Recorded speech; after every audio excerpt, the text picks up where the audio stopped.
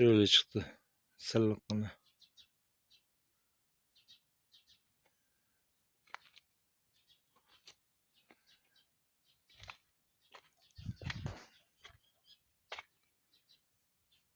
Bu tomon hali qolip ko'chirilgani yo'q. Bu tomonlari ham chopib chiqdim-de. Ko'rinish bir xil. İşimiz kimga qiziq bo'lsa 33 kod bilan 508 86 86 ga bemalol telefon qilaveringlar.